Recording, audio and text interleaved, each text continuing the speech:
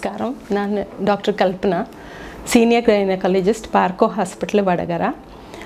ഇന്ന് നമ്മൾ പറയാൻ പോകുന്ന വിഷയം PCOD ആണ്. നമ്മളിപ്പം പലപ്പോഴും കേൾക്കുന്നതാണ്. ചെറിയ പിള്ളേർ തൊട്ട് വലിയ ആൾക്കാരും PCOD എനിക്ക് വന്നതാണോ ഓൾറെഡി ഉണ്ടോ എന്ന് ചെറിയ പ്രശ്നങ്ങളുണ്ടെങ്കിലും അവർ ആദ്യം ഗൂഗിൾ സെർച്ച് ചെയ്തിട്ട് PCOD കുറിച്ചാണ് സംസാരിക്കുന്നത്.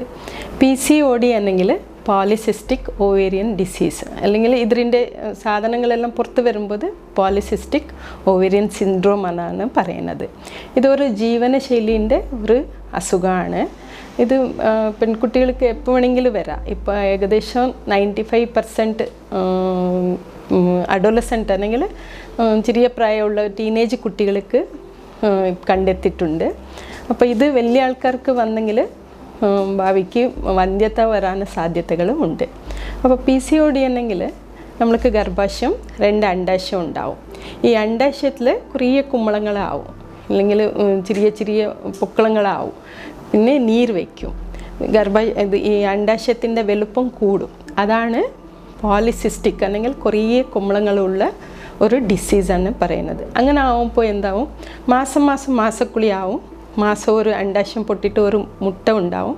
അങ്ങനെയായിട്ട് മാസക്കുളിയാവും. ഇതാണ് റുട്ടീൻ ഹാർമോണിൻ്റെ ചേഞ്ചസ്. ആയെങ്കിൽ ഇവിടെ എന്താവും, മാസം അണ്ഡാശയം പൊട്ടിക്കുന്നില്ല, മുട്ട വരുന്നില്ല.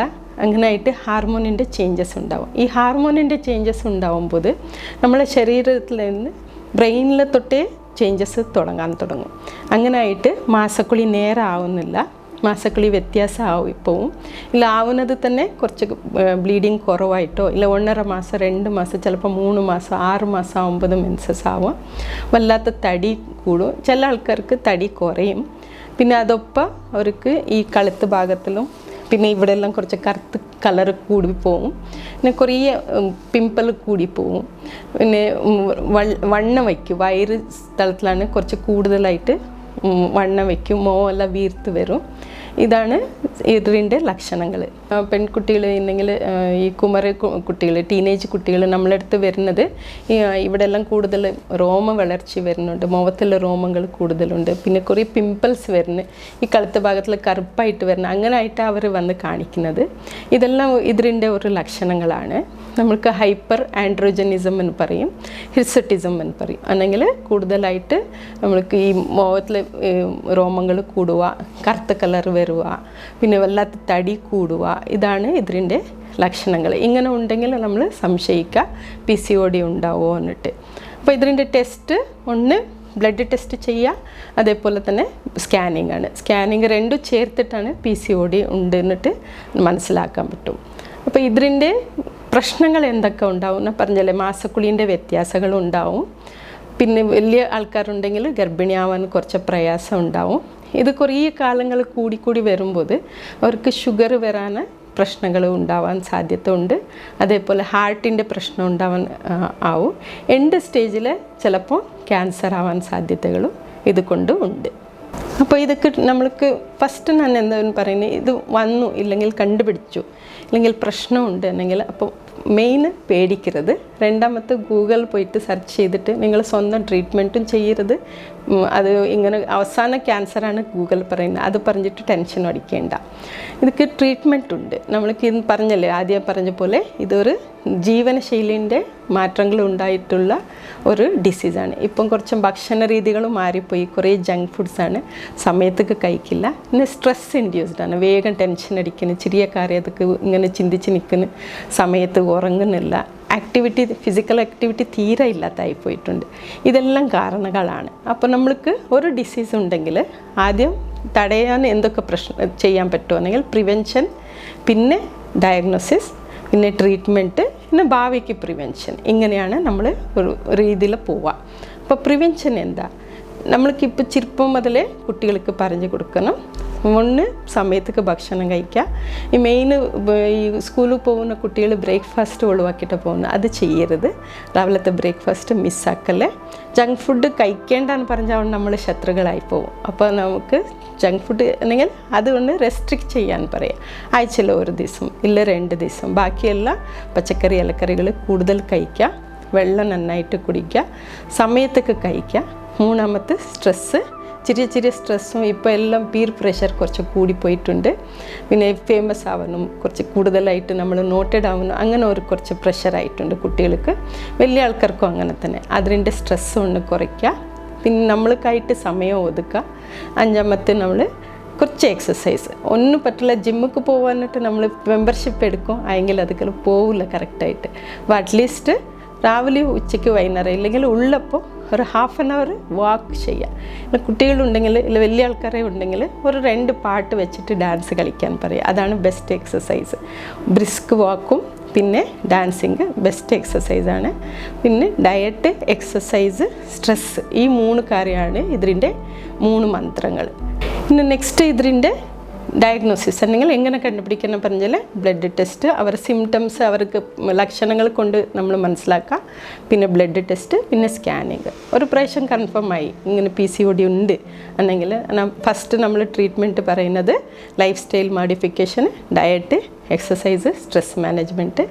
അടുത്തത് നമ്മൾ അവർക്ക് ഏജ് അനുസരിച്ചും പിന്നെ അവരുടെ നീഡ്സ് അനുസരിച്ചും നമ്മൾക്ക് ട്രീറ്റ്മെൻറ്റ് മാറും. ഇപ്പം അവർ ചെറിയ പ്രായമുള്ള കുട്ടികളുണ്ടെങ്കിൽ നമ്മൾക്ക് ഹാർമോണൽ തെറപ്പി, അല്ലെങ്കിൽ ഹാർമോൺസ് ഇല്ലാത്ത ഗുളികകളുണ്ട്, അതുകൊണ്ട് നമ്മൾ കൺട്രോൾ ചെയ്യാൻ പറയും. ഈ ലൈഫ് സ്റ്റൈൽ മോഡിഫിക്കേഷൻ 3 സാധനം പറഞ്ഞല്ലേ, അത് എല്ലാവർക്കും കോമൺ ആണ്.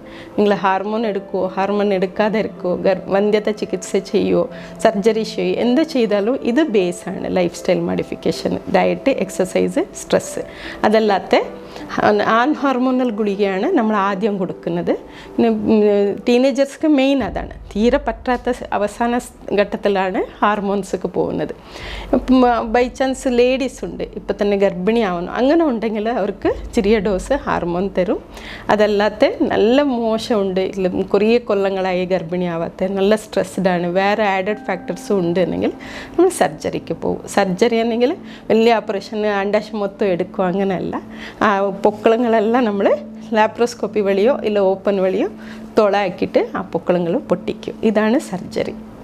സോ ഇത് വന്നു, ഇതൊക്കെ ട്രീറ്റ്മെൻറ്റ് ഉണ്ട്. Life style modification, hormonal, surgery. ഇത് 4ആണ് നമ്മളെ ട്രീറ്റ്മെൻറ്റ് ശൈലി. ഇതെല്ലാത്ത നിങ്ങൾ ശ്രദ്ധിക്കേണ്ടത് എന്തുണ്ട്? പ്രിവെൻഷൻ ആദ്യം പറഞ്ഞപ്പോൾ ടെൻഷൻ അടിക്കരുത്, ഗൂഗിൾ നോക്കരുത്. മൂന്നാമത്തെ നമ്മൾ ഡെയിലി ഡിസീസ് ഉണ്ടോ, PCOD ഉണ്ടോ ഇല്ലെന്നെങ്കിലും ചെറുപ്പം മുതലേ നമ്മൾ ചെറിയ കുട്ടികൾ വീട്ടിലുണ്ടെങ്കിൽ അപ്പം മുതലേ അവർക്ക് ഭക്ഷണ രീതിയും കുറച്ച് എക്സസൈസും ആദ്യം തൊട്ടേ പറഞ്ഞു കൊടുക്കണം. പിന്നെ ലേഡീസ് പ്രായമായ ശേഷം ഒരു കല്യാണം കഴിഞ്ഞ ശേഷം ഒരു 6 മാസം 1 കൊല്ലം കഴിഞ്ഞിട്ട് അവർ ട്രീറ്റ്മെൻറ്റിക്ക് വരുന്നത്, അങ്ങനെ ചെയ്തതില്ല. ഒരു പാറ്റേണാക്കി എഴുതി വയ്ക്കുക. എന്നെ മെൻസസ്സായി, എത്ര ദിവസമുണ്ട്, ബ്ലീഡിങ് എത്ര ദിവസമുണ്ട്, വേദന ഉണ്ടോ, ഇങ്ങനെ ഒരു ചാർട്ടാക്കിയിട്ട് ഒരു 3 മാസം ആകുമ്പോൾ ഇത് വ്യത്യാസമുണ്ട്, 6 മാസം വ്യത്യാസമുണ്ട്, 1.5 മാസം 2 മാസം ആവുന്നുണ്ട്, വല്ലാത്ത തടി കൂടുന്നുണ്ട്, മോഹങ്ങളിലെല്ലാം പരുക്കളുണ്ട്, രോമങ്ങൾ കൂടുന്നുണ്ട്, അങ്ങനെ ഏത് ഡൗട്ട് ഉണ്ടെങ്കിലോ വന്നിട്ട് ഒന്ന് ജസ്റ്റ് അടുത്തുള്ള ഹോസ്പിറ്റലൊക്കെ കാണിക്കുക. ഇൻവെസ്റ്റിഗേഷൻ ചെയ്താൽ വന്നപ്പോൾ തന്നെ ആരും സർജറി പറയുന്നില്ല. നമ്മൾക്ക് ആദ്യം എന്തൊക്കെ ചെയ്യാൻ പറ്റും, എങ്ങനെ ഇൻവെസ്റ്റിഗേറ്റ് ചെയ്ത് മുന്നോട്ട് പോകാൻ പറ്റും, അത് ചെയ്യാം. അർലി ഡയഗ്നോസിസ്, അർലി ട്രീറ്റ്മെൻറ്റാണ്. അപ്പോഴാണ് ഇത് ലോങ് ടേം എഫക്ട്സ് ഒന്നും ആവാതിരിക്കാൻ തടയാൻ പറ്റും. പിന്നെ ഇങ്ങനെ വന്ന ശേഷം നെക്സ്റ്റ് എന്താ, ഒരു പ്രാവശ്യം ട്രീറ്റ്മെൻറ്റായി അവർ കുറച്ച് ഉഷാറായി ഭേദമായി, നെക്സ്റ്റ് എന്താ ചെയ്യണം?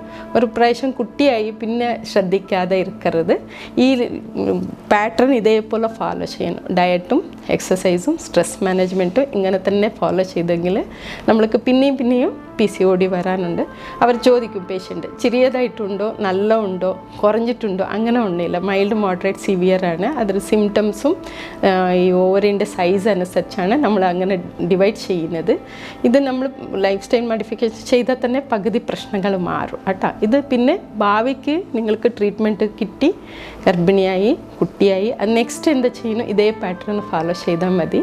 ഇപ്പോൾ പല ഡിസീസും നമ്മൾ സ്ട്രെസ് കൊണ്ടും നമ്മളെ ഭക്ഷണ രീതി കൊണ്ടും എല്ലാം വരുന്നതാണ്. അപ്പോൾ അത് നമ്മൾ ഈ ലൈഫ് സ്റ്റൈൽ ചേഞ്ചസ്, നമ്മൾ ജീവനശൈലികൾ മാറിയാൽ ഈ PCOD മാത്രമല്ല കുറേ സാധനങ്ങളുണ്ട്. നമ്മൾക്ക് ഡയബറ്റീസും പിന്നെ ഹൈപ്പർ ടെൻഷന്, തൈറോയിഡിൻ്റെ പ്രശ്നങ്ങൾ, ഈ നമ്മളെ കാൽവേദന, മുട്ടുവേദന, ആസ്റ്റിയോപൊറോസിസ്, ഇതെല്ലാം ഒരു രീതിയിൽ വെറും PCOD മാത്രമല്ല ബാക്കി രീതികളും ബാക്കി അസുഖങ്ങളും നമ്മൾ തടയാൻ പറ്റും. അതുകൊണ്ടാണ് നിങ്ങൾക്ക് ബി ഹെൽത്തി ബി സ്ട്രോങ്.